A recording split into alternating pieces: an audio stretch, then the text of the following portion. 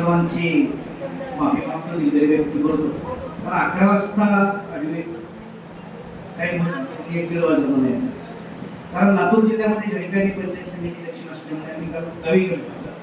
8 निघायचे प्लॅन होतं पण 10 निघाले ऑन बाईक विथ फॅमिली. आमची विशेष आम्ही मुलगा सोबतच आहे. घरी गेलो नाही आम्ही काबरानगरला असलो फ्लॅटमध्ये. डायरेक्ट तिथं आलं. थोडंसं त्याबद्दल मी क्षमा इच्छितो. या अगोदर जे काही आलं ऐकण्यात आलं फक्त 25 जानेवारी 15-20 दिवस झाले जॉईनिंग काम करतोय हळूहळू. विशेष म्हणजे मी एक शिक्षक आहे. खरं तर भरपूर वर्क असताना सुद्धा इकडे येण्याचं कारण काहीतरी वेगळं करावं. झडपी शिक्षक आणि संस्थेतले शिक्षक फार फरक असतो. मी आहे संस्थेमध्ये. कधी कधी त्या वातावरणाचा कंटाळा आला असतो नको सर इकडे काहीतरी वेगळं करावं. स्वार्थ आणि परमार्थ दोन्ही वेगळं काही नाही. आपल्याला फक्त एक करायचं आहे. जे आपण वस्तू वापरतोय ब्रँड चेंज करून वापरायचं आणि आपण आलेला वापरलेला अनुभव इतरांना सांगायचं. फक्त एवढंच करायचं. दुसरं काही दुकान घ्यायचे नाही, इन्व्हेस्टमेंट करायचे नाहीये. बायकांना तर खूप चांगलं आहे. इकडच्या तिकडच्या सासू सुनाच्या जावाच्या इकडं तिकडं हे बोलण्यापेक्षा याविषयी जर बोललं 2 पैसे फायदा होतो आणि पुरुषांपेक्षा जास्त बोलण्याची क्षमता तुमची असते. त्याच्यामुळे ते सहज तुम्हाला शक्य आहे. आम्ही कामाच्या व्यापामध्ये जरी असलं ते करत करत थोडंसं सांगत गेलं तर थोड्यापासून 1 पासून सुरुवात केलं तर 100 पर्यंत पोहोचतो. तसं छोट्यापासून मोठ्यांकडे आपण जाता येतं.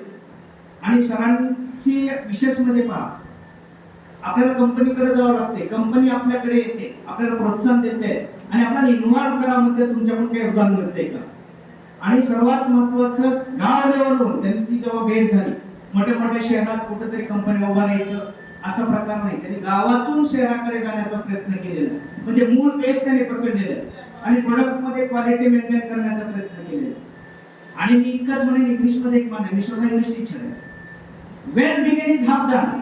कामाची योग्य सुरुवात म्हणजे काम अर्धे आधीच पूर्ण झाल्यासारखे आहे.